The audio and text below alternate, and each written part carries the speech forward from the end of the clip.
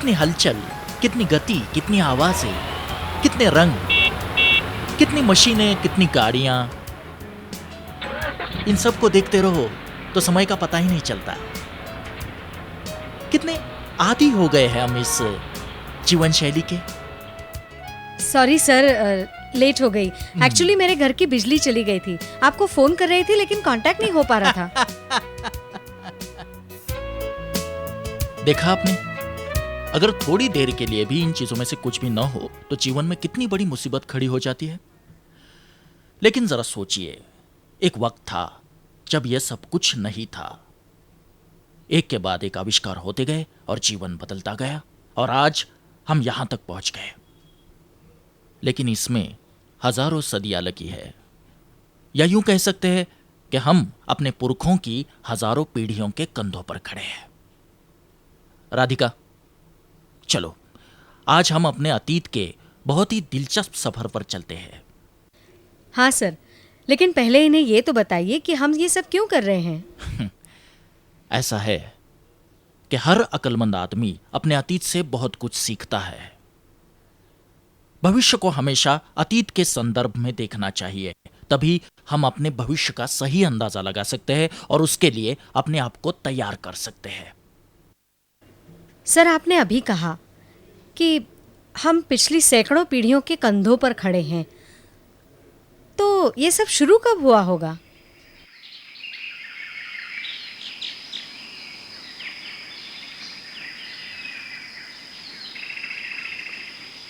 तकरीबन 10 लाख साल पहले अग्नि की खोज से मानव इतिहास में क्रांति आई।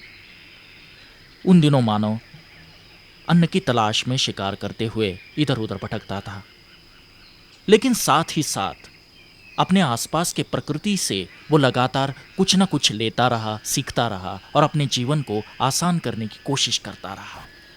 हाँ, जैसे पत्थर काटकर हथियार बनाना और जानवरों की खाल से और हड्डियों की मदद से कपड़े सीलना। और इसी दरमियान कहीं भाषा का उदय भी हुआ। आदमी अपनी भावनाओं को व्यक्त करने के लिए ध्वनियों और चिन्हों का प्रयोग करने लगा। फिर चिन्हों का लिखित स्वरूप इस्तेमाल होने लगा और धीरे धीरे एक कंप्लीट कम्युनिकेशन सिस्टम बनता गया। राधिका, यह मानव संस्कृति में एक बहुत ही महत्वपूर्ण कदम था। बताओ कैसे? सर, जब मानव ने अपनी खोज को दूसरों के साथ बांटा, तभी तो समाज को उसका फायदा मिला ना? करेक्ट। और इसी तरह खाना बदोशी की जिंदगी जीते जीते इंसान को सदियां बीत गई और फिर एक मोड़ आया जो मानव इतिहास में टर्निंग पॉइंट बन गया।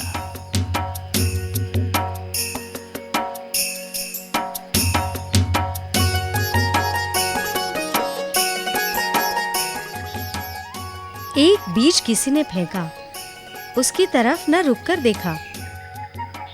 फिर जब पानी बरसा, पौधा पनपा हरा भरा, तो ये जाना ये तो अपने हाथों उभरा।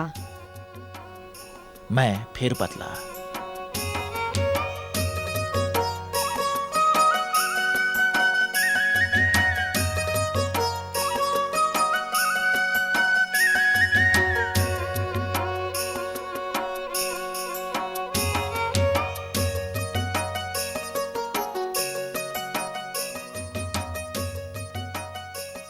फिर लोग अलग अलग काम करने लगे।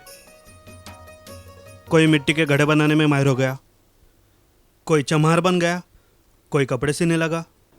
गांव बसे, उठने बैठने रहने सहने के समाज के नियम बने और कम्युनिकेशन की तरह ही ट्रांसपोर्ट या संचार के क्षेत्र में विकास होने से सभ्यता और तेजी से बढ़ने लगी। मनुष्य जब एक जगह बसा, बस्ती खिली, गांव बना, जीना हो और आसान, सो पहिए का आविष्कार हुआ।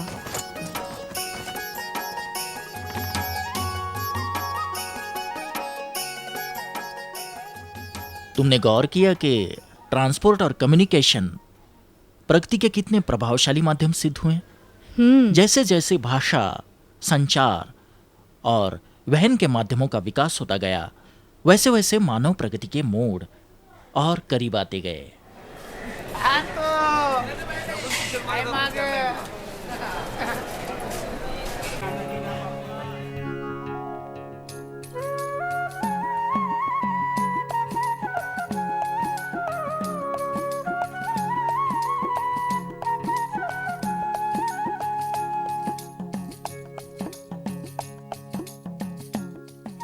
मैं बदला और बदलता रहा। सिक्का बना अर्थव्यवस्था का आधार। लेन देन बढ़ा, व्यापार बढ़ा, देश के सीमा पार। मैं तेजी से बदला।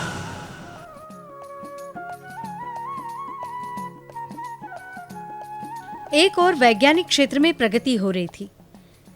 नई खोज, नए आविष्कार हो रहे थे। लगभग 19वीं सदी के आसपास यूरोप में औद्योगिक क्रांति शुरू हुई और फिर वैश्विक स्तर पर उथल-पुथल हो गई।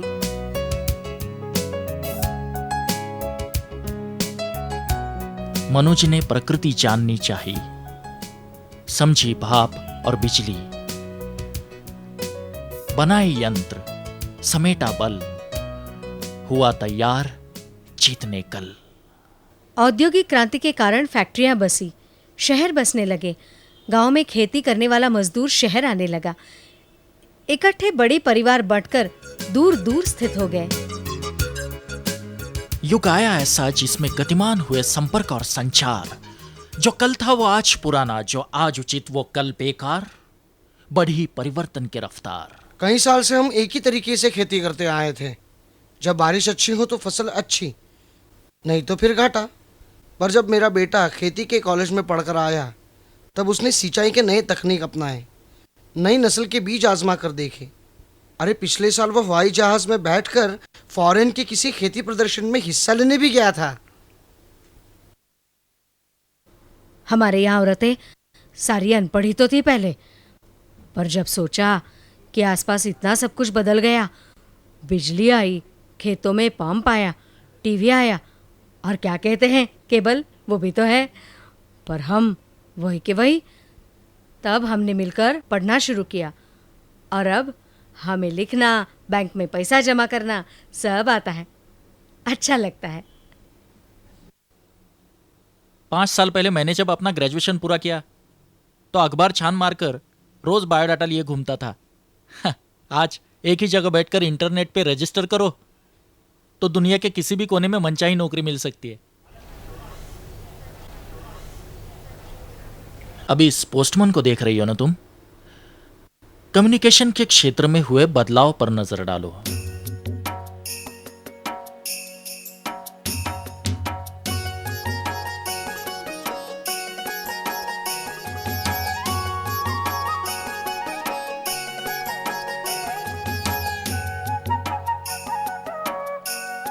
ओ भाभी, आपकी चिट्ठी आ गई। पहले तो डाक सेवा शुरू हो गई, फिर लोग तार करने लगे और फिर टेलीफोन आया। 70-75 के लगभग टेलीफोन काफ़ी हद तक जाना पहचाना सा होने लगा था, मगर फिर भी दूसरे गांव अगर फ़ोन लगाना हो तो ट्रंक कॉल लगाकर घंटों इंतज़ार करना पड़ता। अगले 10 साल में एसटीडी बूथ गांव-गांव में पहुंच गए। अब पिछले 5-7 साल में तो ये इंटरनेट और ईमेल ने धूम मचा दी। अब शहर में रहने वाले तो चिट्ठियां लिखना ही छोड़ दिए है। इस हिसाब से मैं सोचूं कि कहीं अगर अगले 2 साल में गांव का हर आदमी ईमेल करने लगा तो मेरी तो नौकरी चली जाएगी। चैट, वेबकैम, वीडियो कॉन्फ्रेंस और मोबाइल जैसे डिजिटल और सैटेलाइट टेक्नोलॉजी के विविध स्वरूप एक के बाद एक इतनी तेजी से सामने आने लगे कि कल तक जो बहुत ही दुर्लभ था वो आज एकदम आम बात हो गई, जैसे कि मोबाइल। और कल जो बिल्कुल आम बात थी वो आज एकदम बेकार हो गई, जैसे कि पेजर। लेकिन क्या ये बदलाव का सिलसिला ऐसे ही चलता रहेगा? ऐसे ही नहीं, बल्कि और भी तेजी से चलेगा। उद्योग, व्यवसाय, लोगों का काम करने का तरीका, रहन सहन, व्यापार, परिवार का स्वरूप, सब कुछ बदलेगा, बहुत तेजी से बदलेगा। एक टेक्नोलॉजी जो पहले 5 साल में पुरानी होती थी अब 1 साल में बेकार हो जाएगी, क्योंकि कोई दूसरा आदमी उससे बेहतर नई टेक्नोलॉजी ढूंढ निकालेगा। कैसे जिएंगे हम इस रफ्तार के साथ? दिमाग के बल पर। राधिका, ये बताओ कि मनुष्य ने आज तक बदलाव का सामना कैसे किया? नई टेक्नोलॉजी से हमेशा कुछ न कुछ नया सीख कर और उसे अपना कर। एग्जैक्टली, यानी कि हर बार कुछ न कुछ नया सीख कर। टेक्नोलॉजी की मदद से पहले आदमी खेती से, लेकिन बाद में मशीनों की मदद से उत्पादन करने लगा। लेकिन फ्यूचर सोसाइटी में उत्पादन का प्रमुख साधन होगा ज्ञान। मशीनों की, मजदूरों की और पूंजी की जरूरत फिर भी पड़ेगी, लेकिन इनमें सबसे ज्यादा प्रभावशाली होगा ज्ञान। ज्ञान के बिना कुछ भी करना मुमकिन नहीं होगा। नॉलेज सोसाइटी की सबसे बड़ी उपलब्धि होगी जानकारी, यानी कि इंफॉर्मेशन। और इंफॉर्मेशन को ज्ञान में कन्वर्ट करना, यही आदमी का सबसे बड़ा कौशल होगा। लेकिन सर, क्या हम ज्ञान से ही अपना पेट भरेंगे? रोटी की जरूरत नहीं पड़ेगी, किसान अनाज नहीं उगाएगा, कारपेंटर कुर्सियां नहीं बनवाएगा या फिर दर्जी कपड़े नहीं सिएगा।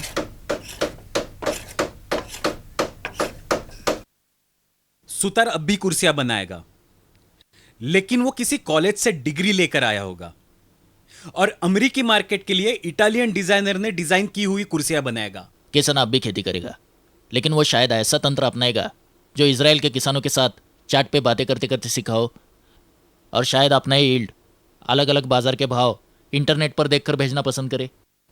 लोग अपने अपने क्षेत्र में उपलब्ध जानकारी का इस्तेमाल करेंगे और फिर ये देखेंगे कि इसमें से सबसे ज्यादा उनके काम की कौन सी चीज है, उसे अपनाएंगे, अपने काम के तरक्की के लिए उसका उपयोग करेंगे। इसी को कहा जाता है इंफॉर्मेशन का नॉलेज में ट्रांसफर होना। हाँ, लेकिन ये सब होगा कैसे? एजुकेशन, सिर्फ एजुकेशन से। देखो, ऐसा है कि जब समाज कृषि से उद्योग की तरफ बढ़ा तो खेतों में काम करने वाला मजदूर कारखानों में काम करने लग गया। उसे इसमें बहुत ज्यादा दिक्कत महसूस नहीं हुई, क्योंकि यहां भी मेहनत उतनी ही थी, बेशक उसका स्वरूप बदल गया था। लेकिन अब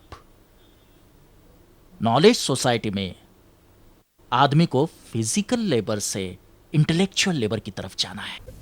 21वीं सदी में उच्च शिक्षा के सामने बहुत सारे चुनौतियां खड़ी हुई हैं। इसका कारण एक ये है कि इस सदी में शिक्षा, ज्ञान और इकोनॉमी, इनका एक नई रिलेशनशिप एस्टैब्लिश हो गई है।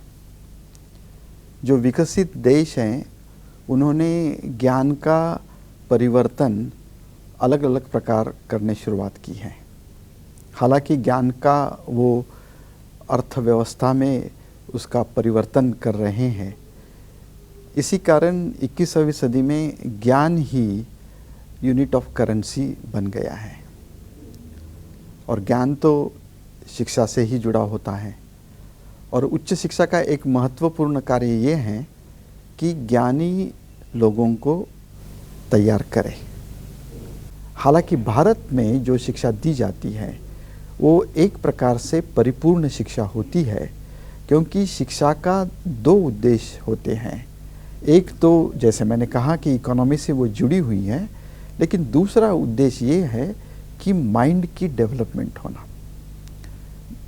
माइंड की डेवलपमेंट ये बड़ी महत्वपूर्ण चीज़ है, क्योंकि आदमी ने कैसे बर्ताव करना चाहिए, किस तरह से जीवन उन्होंने अपना जो जीवन संग्राम है उसे कैसे फेस करना चाहिए, इसके लिए संतुलित मनोवृत्ति की जरूरी है। तो उच्च शिक्षा का दो प्रकार से आप उसके तरफ देख सकते हैं। एक तो पूरी माइंड डेवलप करो, और दूसरा जैसे कहा कि शिक्षा के प्रति ऐसे ज्ञान